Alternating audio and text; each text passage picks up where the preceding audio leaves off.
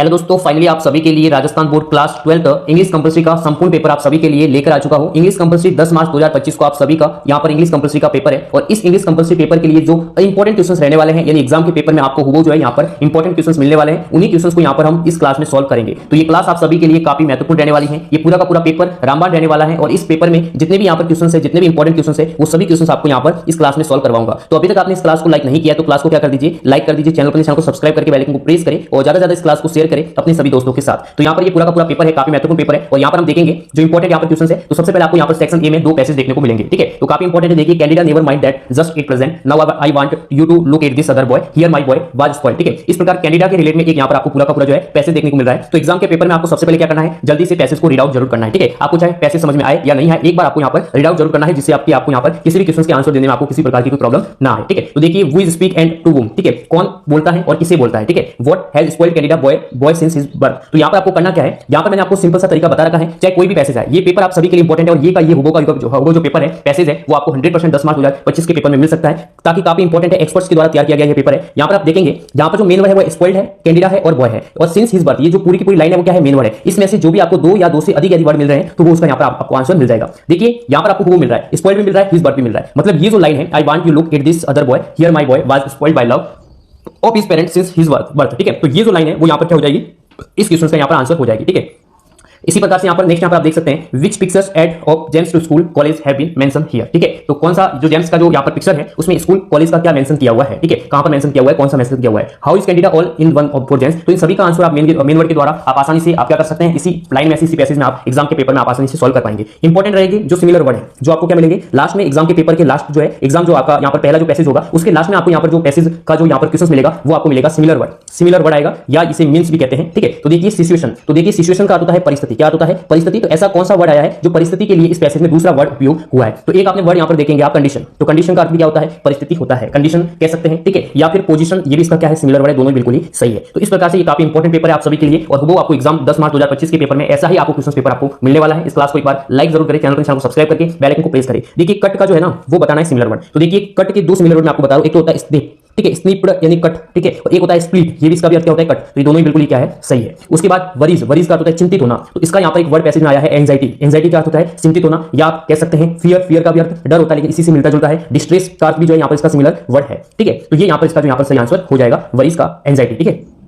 अब देखेंगे आप, तो यहाँ पर सेकंड क्वेश्चन पेपर में आपको यहाँ पर सेकंड भी आपको क्या मिलेगा, पैसेज ही मिलेगा, सेकंड भी आपको पैसेज को ही सॉल्व करना है। तो देखिए ऑल इवेंट्स इन ओलंपिक्स, यहाँ पर ये जो पैसेज है वो ओलंपिक पर है। The 100 metre race is the most prestigious होता है प्रतिष्ठित, ठीक है, प्रतिष्ठित। The athlete who wins it is remember as the fastest man in the world. So for special Olympic. इस प्रकार से एक बार आपको क्या करना है, पूरे के पूरे पैसेज को रीड आउट करना है, पूरे के पूरे पैसेज को पढ़े। इसमें जो इंपॉर्टेंट वर्ड आया है तो उसका भी यहाँ पर आप क्या देख सकते हैं, हिंदी देख सकते हैं। देखिए जैसे कॉन्टेस्टेंट्स नहीं होता है प्रतियोगी, ठीक है, भाग लेने वाले होते हैं प्रतियोगी, ये आया, ठीक है। इसी प्रकार से पूरा का पूरा पैसेज है, ठीक है। अब हम बात करेंगे इस पैसेज के यहाँ पर इंपॉर्टेंट क्वेश्चंस की। तो देखिए what is the most prestigious event in special Olympics. तो जो यहाँ पर आपको ऊपर मैंने आपको बताई थी, जो पहली मैंने आपको एक लाइन यहाँ पर रीड करवाई, तो उसी में इसका आंसर है, ठीक है। तो देखिए the 100 metre race is the most prestigious, ठीक है। जो 100 मीटर की जो रेस है वो बहुत ही प्रतिष्ठित रही है, ठीक है। तो ये यहाँ पर इसका आंसर हो जाएगा। इसी प्रकार से आप आसानी से क्या कर सकते हैं, इनके मेन वर्ड के द्वारा आप आसानी से इस आंसर को फाइंड कर सकते हैं। What happened with the 9th athlete, ठीक है, 9th एथलीट के साथ क्या हुआ था, ठीक है। How did the audience react for the 8 athletes. What is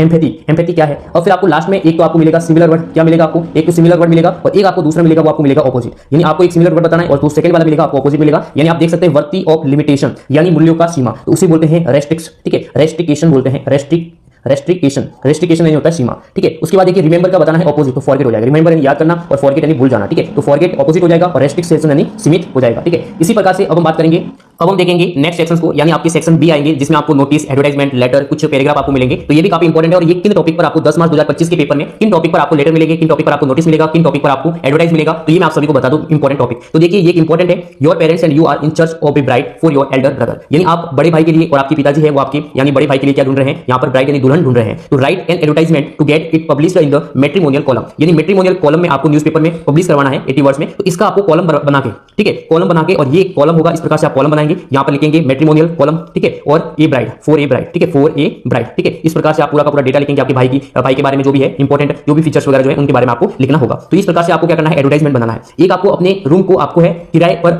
आपको रूम चाहिए तो उसके लिए आप लिख सकते हैं, और आपको कोई आपका रूम है खुद का, आपका कोई फ्लैट है वो आपको किराए पर लगाना है तो उसके लिए टू लेट एडवर्टाइजमेंट लिखना होगा। तो ये भी काफी इंपॉर्टेंट है। तीनों ही जो है इनमें से आपको एक जो है आपको मिलेगा एडवर्टाइजमेंट। यदि आप एडवर्टाइजमेंट आपको अच्छा नहीं लग रहा है, यदि आपके पेपर में एडवर्टाइजमेंट के लिए कोई टॉपिक अच्छा नहीं आता है, जो आपको समझ में नहीं आया, तो आप जो है क्या कर सकते हैं, एक लिख सकते हैं, यानी कोई लेटर लिख सकते हैं, सॉरी नोटिस लिख सकते हैं, ठीक है। अथवा में आपको नोटिस मिलेगा। तो suppose you are Arvind studying in government senior secondary school Junagadh as you are the secretary of student union, आप स्टूडेंट यूनियन के सेक्रेटरी है और आपको नोटिस में बताना है, ये बताना है किसके बारे में, children days to be celebrate on 14 November. 14 नवंबर जो जवाहरलाल नेहरू है उनके उपलक्ष्य में, जन्मदिन के उपलक्ष्य में चिल्ड्रन डे, बाल दिवस मनाया जाता है, तो सेलिब्रेट करना है, तो उसके संबंधित आपको एक नोटिस राइट करना होगा। नोटिस का भी फॉर्मेट आपको पता होगा। इस प्रकार से नोटिस में एक हेडिंग आपको यहाँ पर डालनी है, ठीक है, हेडिंग डाल के उसके बाद नोटिस राइट करना है। तो बिल्कुल ही सिंपल है एडवर्टाइजमेंट और नोटिस, और ये टॉपिक काफी इंपॉर्टेंट है, वो आपको 10 मार्च 2025 के पेपर में ये आपको टॉपिक मिल सकते हैं। उसके बाद यहाँ पर आप देख सकते हैं, आपको यहाँ पर रिपोर्ट लिखने को कहा जाएगा कि a heavy flood takes 7 lives in your neighbouring, यानी आपके पड़ोस में एक बहुत ही ज्यादा हैवी बाढ़ आई और उससे जो यहाँ पर 7 लोगों की क्या हो गई, आपके पड़ोस में मौत हो गई आपके गांव में, और आपको लेटर रिपोर्ट लिखनी है। रिपोर्ट में आपको उनकी हेल्प के लिए यहाँ पर आप देख सकते हैं पूरा का पूरा उसके बारे में डिस्क्राइब करना है, और यहाँ पर आपको कुछ हेल्पिंग पॉइंट भी दी गई है, हेल्प के लिए आपको कुछ आउटलाइन भी दी गई है। इन्हीं का उपयोग करके आप आसानी से क्या तैयार कर सकते हैं, आप एक रिपोर्ट तैयार कर सकते हैं। काफी इंपॉर्टेंट है रिपोर्ट। यदि आपको ऐसा टॉपिक मिल जाए पेपर में, रिपोर्ट का कोई बहुत ही डिफिकल्ट टॉपिक आ जाए, तो आप क्या कर सकते हैं, पैराग्राफ पे लिख सकते हैं। आपको पैराग्राफ लिखना होगा। पैराग्राफ लिखना बहुत ही सिंपल है। द गोल्डन टेंपल जो कि अमृतसर में आया हुआ है, तो उसके बारे में आपको विशेषता लिखनी होगी कि गोल्डन टेंपल है वो कब सिचुएटेड हुआ, ठीक है,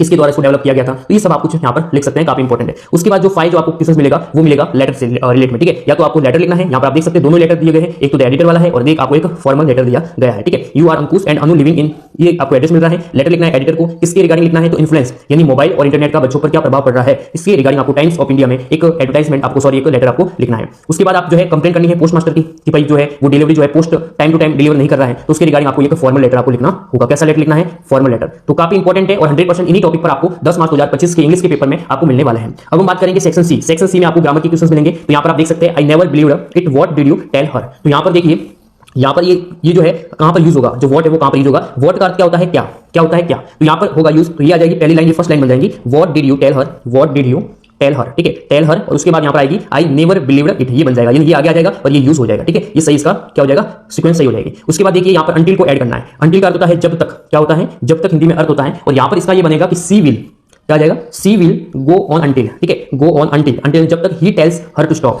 ठीक है, he tells her to stop, ये इसका यहाँ पर आंसर हो जाएगा। इसी प्रकार से यहाँ पर आप देख सकते हैं, आपको कुछ डायरेक्टेड यहाँ पर use phrase in apposition and complex sentence वगैरह जो है आपको ये भी करना होगा, काफी इंपॉर्टेंट है। और ये जो यहाँ पर सेंटेंस में बता रहा हूँ काफी इंपॉर्टेंट है, एग्जाम के पेपर में आपको वो ये सेंटेंस मिल सकते हैं। रामबाण पेपर है और अभी तक आपने इस क्लास को लाइक नहीं किया तो क्लास को क्या कर दीजिए, लाइक कर दीजिए, चैनल को सब्सक्राइब करके बेल आइकन को प्रेस करें और ज्यादा से ज्यादा इस क्लास को शेयर करना है अपने सभी दोस्तों के साथ। देखिए यहाँ पर कुछ आपको कंजक्शन यूज करने हैं। तो देखिए the stone is heavy I can not lift it, तो यहाँ पर सो दैट आएगा या टू आएगा, तो यहाँ पर आएगा the stone is too heavy to, ठीक है, I can not lift it, यानी टू का यूज होगा। उसके बाद यहाँ पर आप देख सकते हैं Ram worked hard he failed in the examination, तो एल्दो आएगा, ठीक है, राम वर्कड हार्ड और यहाँ पर एल्दो आएगा, यहाँ पर आएगा एल्दो, ठीक है। इस प्रकार से आपको यहाँ पर कंजक्शन यूज करना है। उसके बाद एप्रोप्रिएट फ्रेजल जो वर्ब है वो भी आपको यूज करनी है। तो ए वार बिटवीन इंडिया एंड पाकिस्तान इन, ठीक है, तो ब्रॉक अवे, क्या आ जाएगा, ब्रॉक अवे आ जाएगा, यहाँ पर आ जाएगा गेट डाउन आ जाएगा, ठीक है। इसी प्रकार से सेक्शन डी होगा, जो कि सेक्शन डी में आपको जो सबसे पहला जो क्वेश्चन मिलेगा वो आपको यहाँ पर पैसेज का ही मिलेगा। और पैसेज में आपको क्या मिलेंगे, यहाँ पर ऑप्शनल क्वेश्चंस मिलेंगे। तो आप आसानी से पूरे में से पूरे 6 नंबर है वो आप प्राप्त कर सकते हैं। पैसेज पूरे 21 नंबर के आएंगे, आप आसानी से इनमें से एक भी नंबर आपको कटने नहीं देना है, अच्छे से फ्री माइंड होकर आपको पेपर को देना है, ठीक है। तो सबसे पहले हम पैसेज को पढ़ेंगे। तो यू शाह सबू always with the boss but in attendance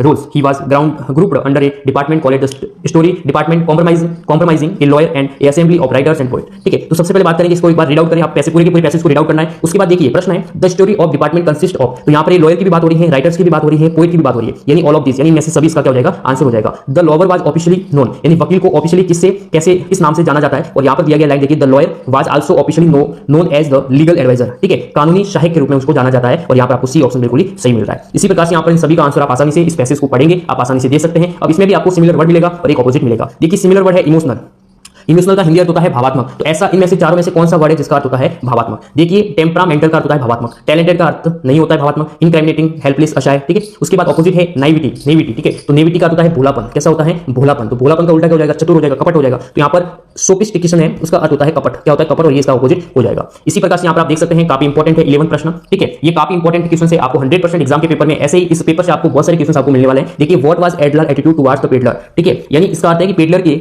प्रति एडला जो है उसका क्या रवैया था, उसको अपने शब्दों में लिखना है। द रेड ट्रिप से ये प्रश्न आया हुआ है और काफी इंपॉर्टेंट है, 100% आपको एग्जाम के पेपर में मिलेगा। इंडिगो से ये इंपॉर्टेंट है, what senses did the Champaran episode bring about in the life of pheasant, pheasant यानी किसानों की कैसी दशा रही चंपारण एपिसोड के बाद में, क्या दशा रही, क्या परिवर्तन आए, तो ये इंडिगो से आपको यहाँ पर लिखना है। उसके बाद देखिए Gandhi ji, why did Gandhi ji called the lawyer, यानी वो गांधी जी है वो वकीलों को क्यों डांटते हैं। इंडिगो जो लेसन है उससे काफी इंपॉर्टेंट क्वेश्चन है और 100% आपको एग्जाम के पेपर में मिलेगा, बहुत ही इंपॉर्टेंट है, वो आपको यहाँ पर एग्जाम के पेपर में मिलेगा। गोइंग प्लेसेस यानी why did not Sophie want Jessie Jancis to know about her story with Danny, ठीक है, ये भी काफी इंपॉर्टेंट है, गोइंग प्लेसेस जो लेसन है उससे। अब बात करेंगे explain on the following stanza with reference to context the explanation. ठीक है, अब आपको स्टेंजा मिलेगी, 2 स्टेंजा मिलेगी अथवा में आपको कोई भी जो भी आपको अच्छे से उसका रेफरेंस पता है, कॉन्टेक्स्ट आता है, एक्सप्लेनेशन कर सकते हो, वो आपको स्टेंजा सॉल्व करनी है। जो पहली जो यहाँ पर स्टेंजा यहाँ पर आप देख सकते हैं, कीपिंग क्वाइट जो पोएम है आपके बुक में कीपिंग क्वाइट करके पोएम है, उससे यहाँ पर आपको ली गई है ये पोएम, जिसकी पेब्लो नेरुडा जो है इसके पोइट है। तो आप आसानी से क्या लिख सकते हैं, रेफरेंस बना सकते हैं। ठीक है, और कॉन्टेक्स्ट लिख सकते हैं। सबसे पहले आपको क्या लिखना है, रेफरेंस लिखना है, उसके बाद आपको कॉन्टेक्स्ट लिखना है, उसके बाद आपको एक्सप्लेनेशन लिखना है। आसानी से आप सॉल्व कर सकते हैं। सेकंड यहाँ पर आप देखिए पैसेज जो है काफी इंपॉर्टेंट है, और जो कि यहाँ पर ए रोड साइड जो स्टैंड है उससे लिया गया है। आपकी पोएम है ए रोड साइड स्टैंड, ठीक है ना,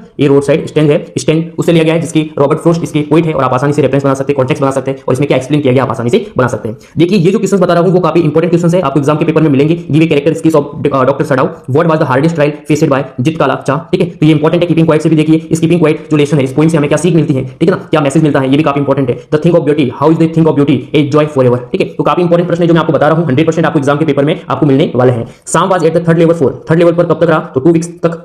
द स्टेज, ठीक है ना, the state astrologer warned the king to man careful while hunting to 100 tiger. ठीक है, इस प्रकार से burning of fossils and fuels release carbon dioxide, इस प्रकार से काफी इंपॉर्टेंट है। और आपको 100% 10 मार्च 2025 के पेपर में ऐसा का ऐसा पेपर में वो आपको क्वेश्चन मिलने वाला है। अभी तक आपने इस क्लास को लाइक नहीं किया है तो क्लास को लाइक करें, चैनल पर सब्सक्राइब करके बेल आइकन को प्रेस करें।